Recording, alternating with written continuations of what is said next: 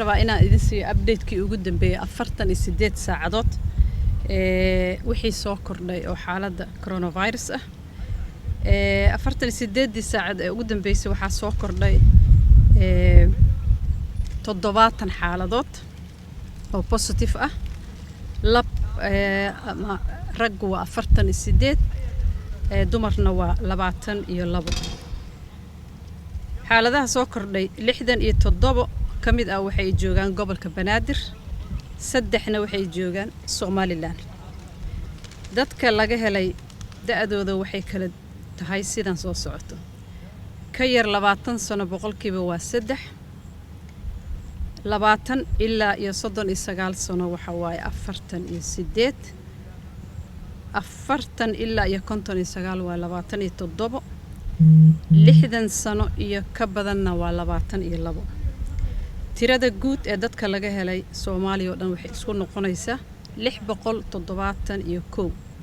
dhimashada waa 3 qofood 3 qofood qof waxay ku kala geeriyoodeen Banaadir Puntland iyo Somaliland tirada guud ee dhimashada waxay noqonaysaa 31 Ilaahay u naxariisto waxaa ka bogsaday 3 qofood tirada guud ee dadka bogsaday waxay noqonaysaa 34 sidaan mar walba ku celino wacyigelinta takhaatiirta culumada bulshada kala jaadka in la xakameeyo cudurka waa muhiim inaan ka taxadarno oo aan ka hortagno aad iyo aad ay muhiim u tahay saad arkaysaan bulshadu ku sii fida maalin walba waxaa soo baxaya nambaro cusub oo tiradooda ay kor u sii kacayso insha Allah inaan dadaalno mowqifka dawladda uga aadan cudurkan coronavirus waa inaan ku dadaalno in aan qofna ku waayin oo soo nooga dhimanin cudurka dawladda dadaalkeeda waa badan yahay habeen iyo maalin waxay u taagan tahay qaybaheeda kala duwan ma aragtay in laga warbixin laga helo xaaladaha soo kordha qalab sidii looga heli lahaa isbitaallo cusub oo dadka loogu gurmado sidii la heli lahaa dabcan dadka la baarayo tiradooda markii la fiiriyo waa yaryihiin waa la soconaa magaalada in calaamado badan dad leh ay u dhinteen la sheego midna waa xaqiijin shaybaar lagu xaqiijiyay qofka inuu u dhintay cudur ama isbitaalka ku jiro ama isagoo dhintay hal la keen isbitaalka Martini hal laga qaado swab results hal la xaqiijiyo laakiin bulshada inuu ku faafay oo dad badan oo geeriyooday lagu tuhmaayo inuu cudurka u geeriyooday way jiraan dawladda mar walba waxay kula talinaysaa dadweynaha in ay dhageystaan takhaatiirta wasaaradda caafimaadka inay soo doontaan adeega caafimaadka oo ay soo wacdaan nambarada loogu talagalay qofkii iska shakiyo calaamadaha isku arkay waa la talinayaa dawladda waxay aad ugu dadaalaysaa inay kor u qaado awoodeeda baarid ee cudurkan qof walba iskaga shakiya oo calaamadihii leh waxaa lagu waaninayaa inuu taleefanada soo wacdo oo takhaatiirta uu dhageysto markaasna laga qaado baaritaan la xaqiijiyo xaalkiisa tirada aan sheegayna dadka guud ahaan laga helay ma aha dad intoodaba isbitaal Martini ku wada jira ama gobolada isbitaallo ugu jiro qofka markuu positive yahay waxa laga yaabaa inuusan calaamado lahayn waxa laga yaabaa in xanuun yar oo aan yaani qandha iyo waxyaalo badan oo guriga lagu maareyn karo inay jiraan waxa lagu la taliyaa qofka inuu gurigiisa joogo laakiin iska dhowro bulshada gurigiisa dadka iyo inuu iska dhowro soo asagana yaani u xakameysnaado dadkii uu jecel yahay dariska iyo saaxiibada iyo qaraabadina uusan contact ula sameyn falgal si uusan cudurka u fidin laakiin waxa lagu la taliyaa xaaladiisa haday iska bedesho inuu soo wacdo adeega uu isbitaal Martini yimaado ama gobolada meel allaale meeshii lagu daaweynayo taas micnaheedu waa muhiim dadka in la baaro baaridda in kor loo qaado waxa la bilaabay gobolka Banaadir in si random ah oo talanteel ah loo raadiyo oo saambalo loogu qaado ayadana waa idin la socodsiin doonaa heerka uu bulshada fiditaanka gaaray laakiin waxa muhiim ah mar walba in aan xaqiijino dadka u dhinta cudurkan oo qof walba la baaro siyaasadeennana waa inaan ka hortagno in qofna noogu dhimanin intii dhimatay Allah u naxariisto inta xanuunka uu haayo Ilaahay ha ka qaado laakiin muhiim waxa waay qofka inuu is dhowro banaanka iska xakameeyo meelaha ciriiriga uusan gelin magaalada waxaa laga bilaabay in la qaybiyo geedaha afka lagu xirto mask qof walba markuu banaanka u baxaayo uu afka xirto sidoo isu dhowro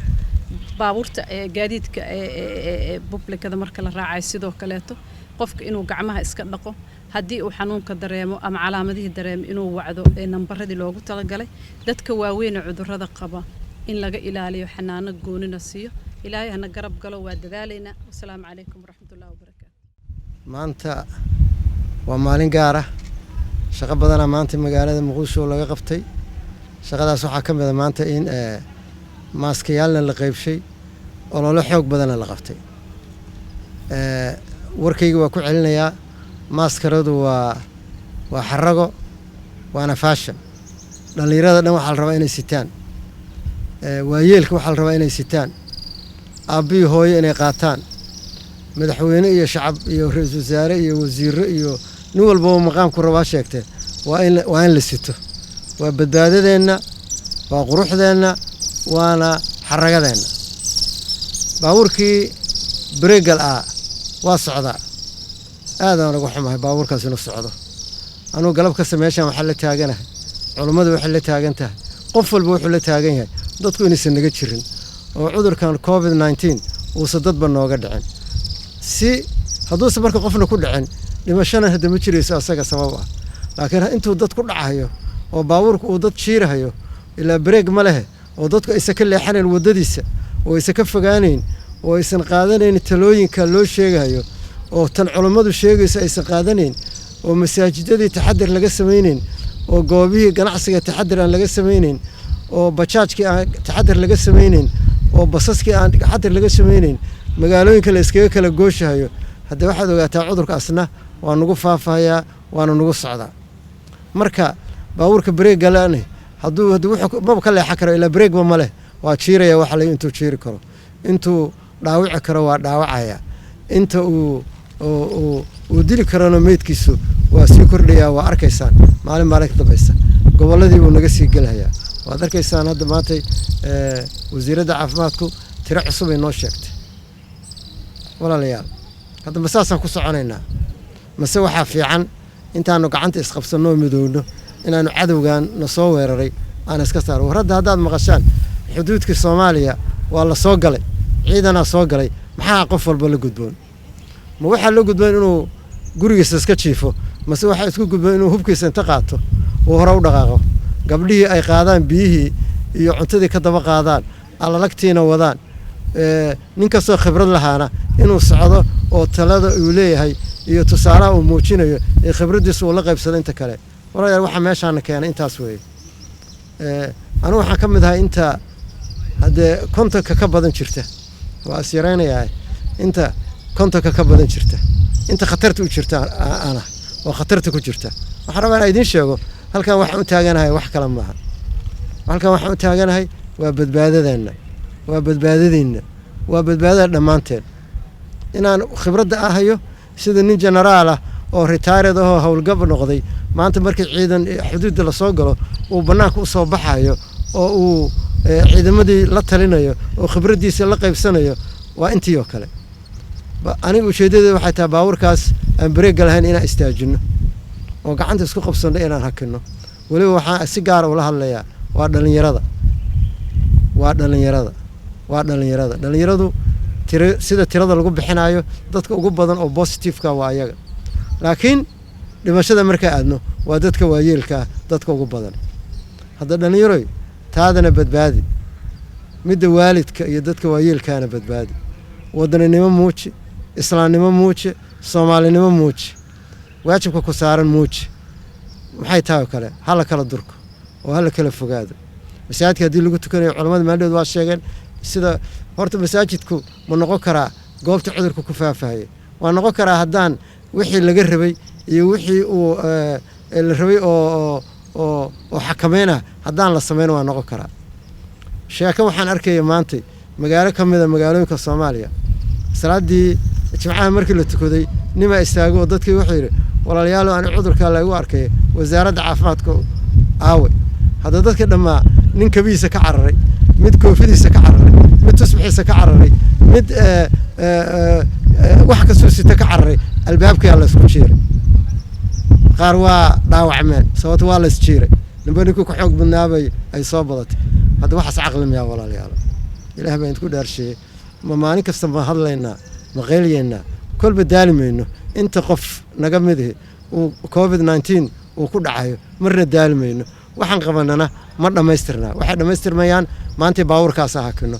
مركا أنت اللي عررها يو ما مركو اللي تحضر أنا مساجد وحرمنا إلى كلا درك قفكم مركو قعميس إنه سفة عنه مركو يسيد يستر ما يستو قعنا إنه سفة عنه صور لغضه وقعنيس نظيفة سجايد وكتو كلها وسوقاته ماسك هذا وسوقشته لو متر اللي سكجره أدونك إلهي واحد لقى رقم هدين له أقلاده ودولته أقلاته المساجد دي اللي قلت كذا دولة لواسات مركا كلمة تقاربوا أن كبدلنا تباعدوا وحرمنا إماميض إنه إلى هذا التباعدوا والله هذا مثل الدور والله قلنا قفلوا معنا وحكلوا كذا هذا قف عذر كفافين يا عذر كقبا إنه ضدك صالح قلب معهم مسؤولين وإن بتاتم بالحرب مسؤولها يمشي اللجوء سيستو أيضا هرتكوه شرطة بطلوا أنت علماء أي شيء تقضى بدل شيء تقول نو أكون رعسنا لكن وحال رمي الحوجية إلا دبقال روا ولا ليال هدان كعنت إسقف سنه ماسكرة دقادنه قعمها إسكار دقنه كلا دروقنه هدي قفع من هندسة تمادان هل كان أنكو قفعنه قريه إن هدان شو نقفك على مدى الواركو قفك عنت في عنه الكرا وفروض في عنه الكرا نفقد السنة السماية كو قريها كو حيراني أي إكسساس قرقي سلحيس كو سمايستان سو إميونيتي كو سايسن دفاعي سو يرانو سن فريد نقد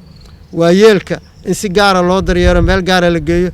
لا وتجدوا يرى لقيته واتساب يوم حياة يقول حريرة يزوم يو سمارت فون كان هذا ليه يقول حريرة أنت هلكرته أنت هلكرين أب حق أصلا لقوه أب هو يساته هل أيانتان دليرادو تحضر بدنا السمايان هدان مركا أنت السماينو باوركي بريغو يالنا وهكنينا إلهي هالنقضو كوي إلهي بدباسان إلهي نهلون نقضو آيات القرآن كهوة كعلنا مركله ولا نذيقنهم من العذاب الأدنى دون العذاب الأكبر لعلهم يرجعون وأنا لحن شفيني مدة دنبا كدرا أنا استغفر الله إذا بدنه وأنا اسكد عينه وأن إلهي قعنتي انتقود تاقنا أنبرنه إلهينا وأنا قد القاضي يا دبكان